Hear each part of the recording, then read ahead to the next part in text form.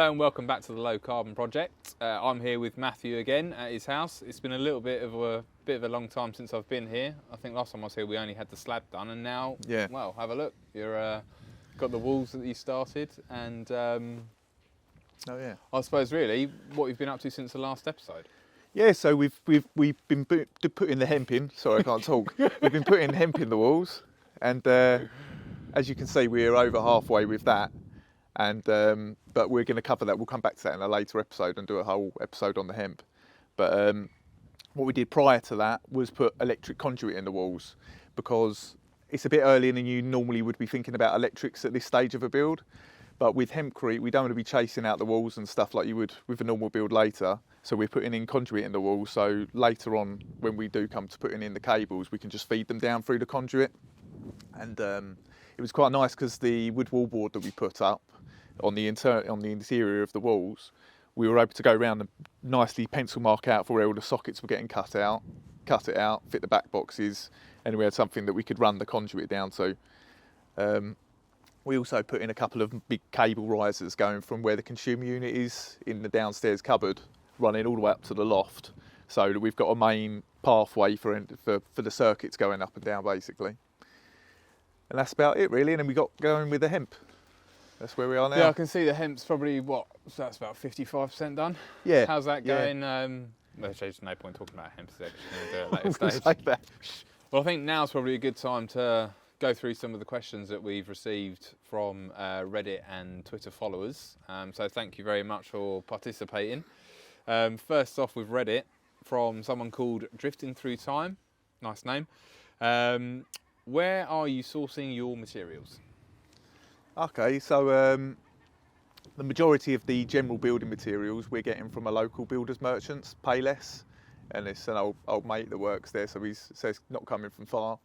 The hemp has come from a farm in East Yorkshire through a chap that's helped sort it out called Graham Durrant, who's been brilliant. He's quite well known in the hemp industry, so he's helped with that. I'm not sure if that's the closest place or not, but that's where it's come from. And I think the furthest thing that's taken the furthest distance to arrive is the wood wall boards. Came from up in Scotland, and only because there's not many people that are doing it. It was, I think, is that Wales, the main different challenge places. you've had? I suppose, trying to keep everything eco. Part of it is the distance, the miles things have had to get to site for you to use. But I suppose it's the suppliers of the hemp and they're quite unique, the boards on the inside of the walls, aren't they? So, well, to be honest with you, I mean, as I say, the general building materials, it's a friend, it's someone that I use, and I'm not so far from the area, and it's worked out quite nice. So it's just been fortunate that way. The other materials, it's not like there's a lot of choice to go around to get it, so I've just had to go where I've gone. Yeah, okay. So another question from the same person, are you working with a contractor, or are you doing all the work yourself? Yeah, just doing it all myself, with exception to this chap that just turns up and has been doing some work. He's handy with the camera but he as well. Picks up hammer and gets going. It's just been the two of us going, and that's the plan, basically, for the two of us to do it. There's been bar a few days where we've had help, like the brickwork to the DPC. I had some old schoolmates come in when we did the concrete raft. We had yourself, we had Roy as well, didn't we, come and help us? Yeah. Things like when I do the rendering on the outside, I'm thinking about getting a couple of guys in to do that, because they'll make it look nicer than I will, probably. Yeah, has there been much, I suppose, much of a learning curve for you? Because you've obviously been a builder for years, but everything's always been traditional. So have there been many changes in your approach to this house because of the hemp? Is there anything that you've had to overcome, anything that you've had to learn along the way? Definitely stuff I've had to learn. I mean, like even with when we were doing the concrete raft ages ago, even doing like the steel bending, that's something I hadn't done before. Yeah. Doing the hempcrete as well. I know we haven't covered that episode yet, but doing the hempcrete, we haven't got. It's not like we've got someone saying, this is how the mix is meant to be. It's only from reading, seeing videos and stuff. So we kind of say to Phil, how's the mix? And putting in all the conduits or whatever for the electrics, it's kind of. That's all similar. The same process. It's just your schedule's slightly back to different methods, but stuff that I've done in other applications. Yeah. Okay. Well, we can move on then. So from Mikuru247, this is still on Reddit. They've asked that, so they said, so the concept is to build a sturdier, more durable house for the same cost. Sturdier and more durable, I'm not sure whether that wasn't the aim. It might be, but it wasn't the aim. It was more for building a sustainable house, an eco house for the same cost. Trying to try alternative methods, but keep the cost in line. Because usually you think when people are doing these grand design, not that this is a grand design, but using hay bales and stuff like that, you just assume it's going to be a costly build. But it's proving not to be at the minute. Yeah, so you've seen costs, they're about the same. Yeah. Give or take. Yeah. Except the cost of the environment, which is significantly lower. That's right. Yeah. Yeah. Okay. That's it. Well, there you go. So there's a positive. Yeah. Okay. Next question from Ravel, I think they're called, or Ravel.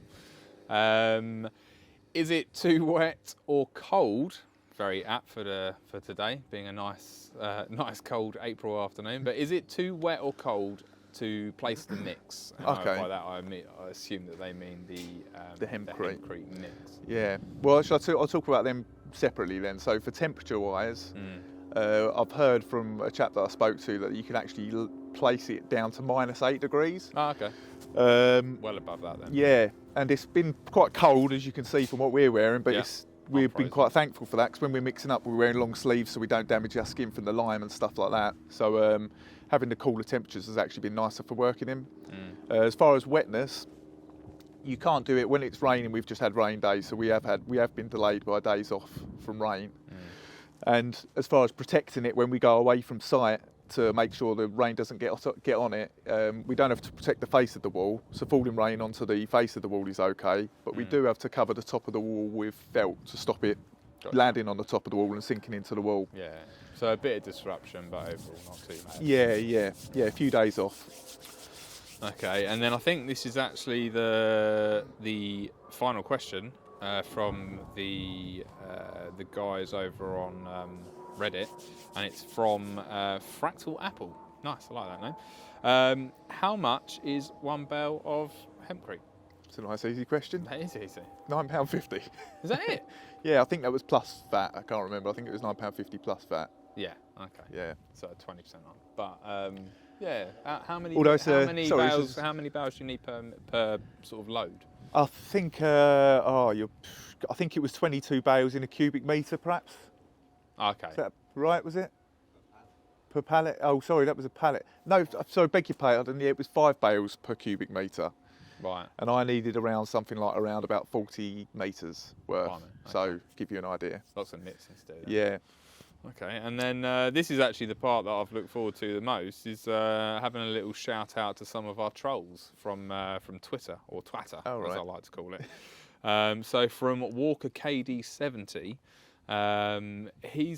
this isn't even really a question. He just says, net zero scam, taxpayer funded gravy train, with a thumbs up emoji. So not exactly sure what Waller KD70 means by that, but would you like to respond to that comment? Not particularly. Cool. Okay, that's fine by me. Then another comment by where's the next one? Here we go. Anonymous. So not anonymous, Anonymous. Interesting. Nice. So he said, a timber frame was once a tree that took CO2 out of the atmosphere and converted it into oxygen, with a clown emoji. So I think he's implying you're a clown for cutting trees down. Tree murderer. Tree murderer. So care to comment against that? Yeah, there's been a lot of trees murdered to build this house. Lots of plants murdered. There's no denying it. Yeah. Difference is they grow back, I suppose. Yeah, and they absorb CO2 most in their early life. And yeah, stupid question. Okay. It's a sustainable. We need housing in the UK, and so they're getting built. So it makes more sense to do it sustainably. Here's another good one, not. actually. Tommy Geo. Why do you hate plants so much that you want to reduce CO2? So I think Tommy's actually in favour of CO2 because that's what plants breathe in, and therefore it's better for them. But I don't know if he's looked out the window plants. at the weather and how much it's changing. Care to respond to that comment at all? Yeah, not really. Okay, cool. So, yeah, safe to say that we prefer Reddit, Reddit followers than Twitter followers. But you're all welcome to comment, and you know we do like to answer all the questions. So I think we're about done here, aren't we? I think that's about it. Yeah. Thanks very much for coming. Like and subscribe as normal, and yeah, tune in next time when we'll be checking out a bit. Yeah, checking out some hempcrete by Matt.